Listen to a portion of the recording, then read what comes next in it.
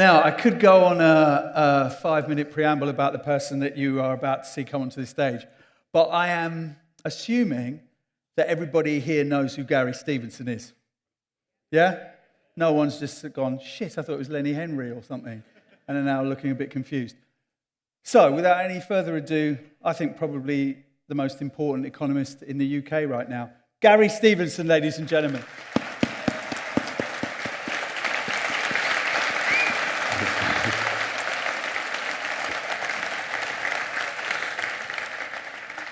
Here he is. Okay, so we could start by talking about Rachel Reeves or Liz Truss or Elon Musk.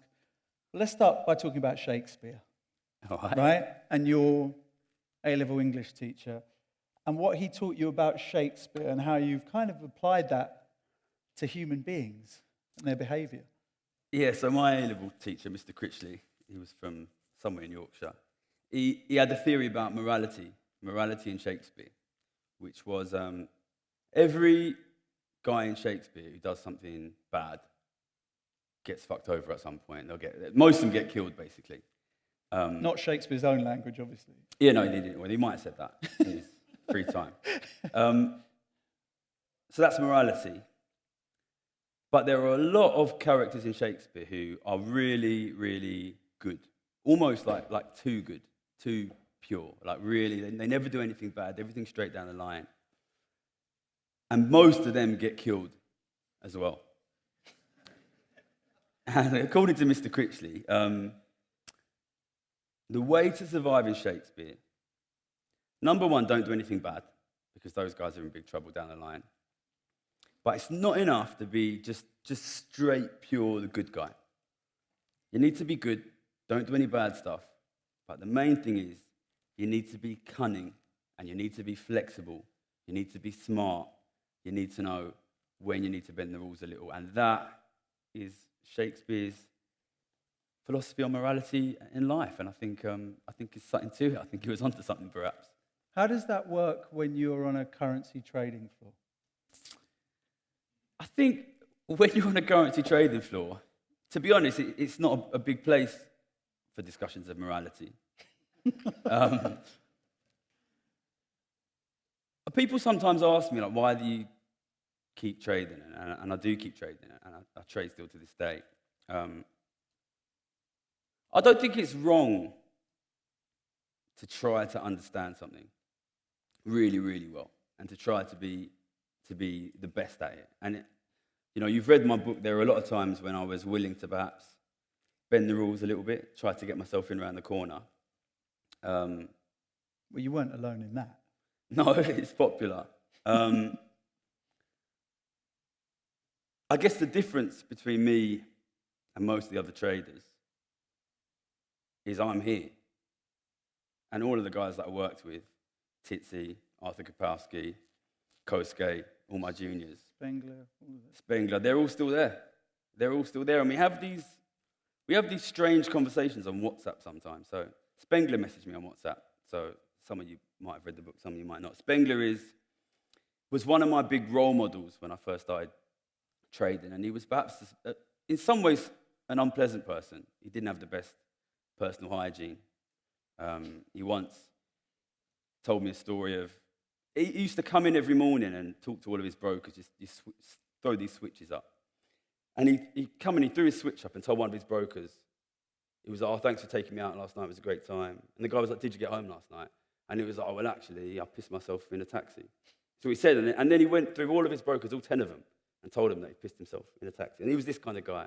So obviously he messaged me and he said, well, did you have to tell the whole world that I pissed myself in a taxi? And I was saying to him, well, you changed the identities. And I was like, I've changed your identity. And he was like, well, did you have to make me look like such a dickhead? And I was like, yeah, well, it's dramatized. And then he said to me, well, it's all true, so I guess I should apologize for being such a dickhead, really. But I think the way it works on a trading floor is like a really, really, really heavily gamified place. It's about winning and losing. And everyone has this number on their head. And it's very clear who wins and who loses. And You know, this interesting thing happened recently, a few months ago, where the Financial Times decided they were going to come for the Gaz man. And they really focused on Gary wasn't the best trader, Gary wasn't the best trader, Gary wasn't the best trader. And they lined up a few people to back them up in this? I was the best trader. But, Okay. you know, I'm out here now trying to talk about how the global economy is collapsing, And a bunch of millionaires think the most important thing to say about that is that they're better traders than me. I think when you're in very, very heavily gamified competitive spaces, it's very, very easy to lose your humanity. And I guess when Shakespeare talks about the importance of bending the rules, what the trading floor taught me is how difficult it is, once you started bending the rules, to keep hold of what makes you human, essentially. And that, for me, is what the final section of the book, the Japan section, the Tokyo section of the book. Some people love it and some people hate it. A lot of people are like, you've stopped making money and that's boring. For me, that was about rediscovering what it means to be human and to not be obsessed with money. But that's interesting in itself, because as a kid in Ilford, you are in a very working class environment, seeing these gleaming buildings. In fact, you were 8 or so when they started going up in Canary Wharf, right? And you wanted to be rich. That's the mission. Yeah. You wanted to do whatever you needed to do to get rich. Yeah. And you got rich. And once you were rich, then what? Well, we all wanted to be rich. We all wanted to be rich, and we saw them skyscrapers go. I remember I was in primary school, and we had to give a speech in front of the class, and my mate Richard Parasram gave a speech saying, my mum took me to the new Canary Wharf building, the first one. We must have been 8 or 9, and she took me to the top, and we walked on the roof. Back then, you could walk on the roof. And I remember thinking, I don't know, we've got some younger people here. You forget, back then, there was no skyscrapers in London. There was maybe one in the city, and that was the tallest building in the country. And there's a line in, it's a section, Atlas Shrugged by Ayn Rand, where some girl from the countryside talks about seeing those skyscrapers and how much they meant, basically. And when my mates started getting cars, we would drive down to Canary Wharf, and we would look at these skyscrapers, and we want to be in them. And I think what's interesting, I suppose, when I get in them, is how quickly I just become obsessed with winning this new game, basically. And I think it's, I could very easily, if things had turned out a different way, if I didn't end up with a manager who I absolutely hated, have just kept playing the next game. There's always, if what you want is more money, there's always another game. You're never going to be the richest guy in the world. And if you are the richest guy in the world, as the world is showing us, you can very easily still be obsessed with making more and getting more. So when I was in there, I just wanted to win. And and I guess this is one of the things a lot of people are sort of confused about me and about the book. They're like, when you made the money, why didn't you? People still comment on my YouTube all the time. People say, why do you shoot in that fake kitchen? And they assume... To be fair, I've assumed that myself. People say, who's this guy? Why is he green screen in the kitchen? Right? Just to be clear, that is my kitchen. Right? That's why. And they're like, why is he pretending he uses fairy liquid? These guys assume that once you get rich enough, I don't know what they think you use instead of fairy liquid. I'm not sure. But they think that if you're rich, there must be gold and but marble. And I think this is a really interesting thing, which is when I was a kid, I thought I want to be rich.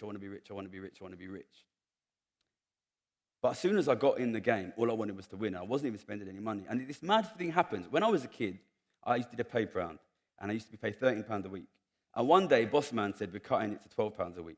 So I was on £12 a week, and I would save up 12 weeks' wages and buy some Nike TNs. Remember Nike TNs? Yeah, cool. And that was what you would do, right? You'd have these. But then as soon as I made a bit of money, I was wearing these non-iron shirts from Top Man. And as soon as I made a bit of money, people would be like, that's a nice shirt. Where's your shirt from? And people suddenly start assuming that the stuff I was wearing was expensive anyway. And I just totally stopped spending money, and I just became totally absorbed in and totally addicted by this game, basically. So it's so strange, because what I thought was a quest for money, as soon as I got the money became almost like totally immaterial in a way. But it was always about winning. You won maths competitions when you were at school. You went to LSE. At LSE, the fact you got to Citibank, as you say in the book, was through winning a game. But I didn't know at the time. You didn't know the rules of those games, did you? People had to point out to you. Well, you never know the rules when you start. No, but there were kids there Yeah. who came from way more privileged backgrounds than you. Yeah. That first summer, Yeah. after your first year, so you're going Yeah. into your sophomore year, they all knew the rules and you didn't know the rules. Yeah. And that's kind of the beauty of the game that I won to get in, was there was this one game. So some people might not have read the book. So I was at LSE and, basically, second year is internship year. Everybody has to get these, go mad for your internships. And you have to apply for like 30 investment banks. I guess we're here in Nottingham, so there might be some students here who've experienced this thing or are doing this thing, because obviously a lot of economic students here in Nottingham. And you go Are there mad. any economic students here? No. Who's this one here? Oh, there you go. They're too busy studying for their brilliant. exams. The future of our economy is good. It's just one dude studying economics. Yeah, you're applying to all these places. But then the mad thing is, my plan had been get good grades. But because you're applying in your second year, you don't have your grades yet, right? So I was like kind of screwed, basically, because then it's on extracurriculars, and all of these posh kids have got these amazing extracurriculars, right? And I was trying to be an MC, as you know, and working at the FS Sofa Shop. And one day, some kid comes up to me in the library and says, "Are you Gary?" I didn't know who he was. He was from Grimsby. He said, "It's like lanky kid with like like Beatles haircut. Are you Gary Stevenson?" I was like, "Yeah." He goes, "Citibank hires one trader a year for this game. It's basically a maths game. I heard you're good at maths." And he taught me the rules of the game. And then I went into this competition and I won. And the other kids didn't know the rules of the game. So it's this kind of one sort of sudden inversion. And there's this kind of, I think, a humour to it and a beauty to it. But, that is exactly this kind of thing we talk about Shakespeare, right? Like, basically, I cheated to get that job. It's true, right? I knew the rules. Other people didn't know. You had a head start, a 3-day head start. Yeah, but the thing is, everybody cheats to get that job. Everybody cheats to get that job because everybody else gets that job because their dad's got that job, which is not fair. You know what I mean? So I think you have to know when to use what you've got, I think. Why was your class and your background never a barrier to you? Why did you never see it as one? This is a good question, right? Because, so, obviously, I'm 38 now and I've existed in a lot of spaces, and then you see the spaces where class holds you back and where it doesn't. So I went to primary school in Ilford. I know you know Ilford well. I went to a very, very Pakistani primary school. And when you're a kid, you don't really understand the differences, right? But there's a lot of poor kids, right? And class wasn't really a thing. It wasn't really a thing at all. And then I went to grammar school. And then you see these richer kids. But then because you've been to school together since you're 11, don't really have conception. They know that kid's smart, that kid's smart. Then it was only when I was at LSE that I first encountered, there's this story in the book where Sagamaude tells me, the reason people know who you are is because of your grades. And I said to him, well, but your grades are better than my grades. And he says, well, yeah, but nobody expected that from you.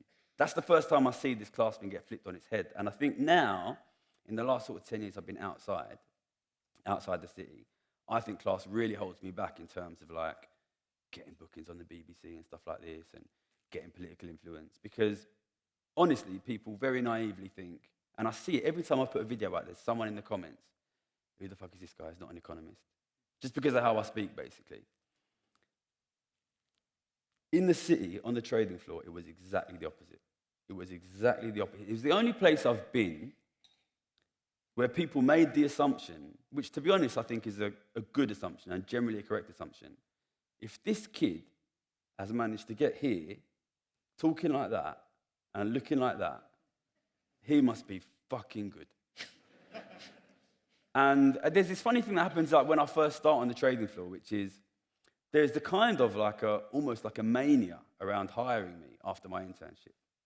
Every desk is like, we want Gary, and there's like a kind of bidding war between the desks. And I talk about my internship and I talk about how a lot of it is, you go around and you sit with all the different traders and you ask them about what you're doing, and they show you all these graphs and they tell you all this, they use all this lingo.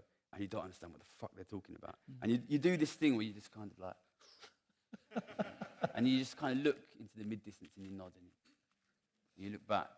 And you kind of doing the body language of somebody who's thinking and understanding, but you don't know what the fuck they're doing. And I was very aware that I was kind of just clueless and faking it. And whilst I was doing that, the traders went mad. We want to hire this guy. So there's a kind of like, there's this classic dramatic irony of, I know that I've got no idea what I'm doing, and yet they all think I'm amazing. And then that gets flipped on its head because they're right. Within 2 years, I'm the top trader at the bank. So there's this kind of madness where like this, it was the first time ever that class prejudice like really worked in my favor in that place. And I think it should work like that, you know, in a world where like, when was the last time you heard the guy talking about economics on TV in a working class accent? So if somebody manages to get there, you know, they must have fucking done something good to get there. You know what I mean? And I think it's you know, well, we spoke about it this morning, right? Like, you exist in these spaces, trading floor, media, politics. These places are absolutely jam-packed full of mediocre rich kids, basically. And if a guy manages to come through, that is... Canary Wharf is in East London. It's in East London. Yeah. And I was working on trading for Canary Wharf for 5 years, and I was quite involved in like graduate recruitment, you know. So they think I'm, you know, the kids can relate to me. So these guys would come in. 5 years, only once did I ever see a kid come through with like a working class regional accent. I remember his name was Tariq, and he was from London, and it was just like, somebody asked me once, "You got an interesting accent? Where are you from?" It's in East London, you know what I mean? So, but then I think like you have this kind of flip to. So I do think it's held me back in media and it's held me back in politics. And I think, you know, I look at some of the people who influence Labour policy, very, very, very, very posh people. But then when I first started doing what I was doing, I was writing articles. I wrote for The Guardian. And I was talking to my mate Simran, who was the guy I started doing my YouTube with. And I was like, it's fucking stupid me writing for The Guardian, because there's no one out there that looks working class, that sounds working class. We need to use that. We need to make videos. I want people to be able to see that I come from the same place that they come from, because it means something, it matters. So I think, again, you see, I think on YouTube, I think the class thing is one of the reasons why it's popular. And I think people are right to want somebody from their background, because when you have this economy that is splitting, and the rich are like increasingly constantly protected, and ordinary people increasingly can't pay the bills, you want somebody who's from that background, and you want somebody who knows what it's like. So I think class, well, look, you know, I'm British, you're British, you're born and raised here. Class strips off everything. You know, I tell when I meet my Japanese friends, I tell them, two British people meet each other, within 5 seconds, they know the class background of the other person. And it's, of course, it's not 100% accurate, but it's true, isn't it? It is true.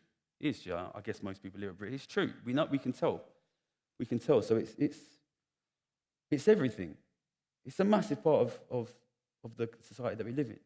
What is it that the general public, and I include myself definitely in this category, what is it that we absolutely do not understand about how these markets work and how they influence our lives? Financial markets? Yes. I think probably the truest answer to that is how most of the guys running it are not that smart, perhaps. Well, I think that was probably the thing. I don't want to be like, these guys are idiots. They're not idiots. You know, no. They've got like good degrees from good universities. But yeah, I think sometimes I misleadingly, when I give the impression that I think like economists who work for government are idiots and economists who work on the trading floors are geniuses, right?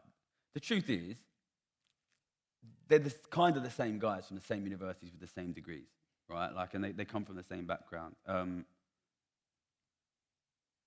Really, the trading floors, similarly to politics, similarly, I think, to media, they are drawing from a very small section of society. Like if you don't come from a rich family, you basically can't be a top trader, you can't be a top economist academic, you probably never make it to top level politics, you probably never make it to top level media, right? So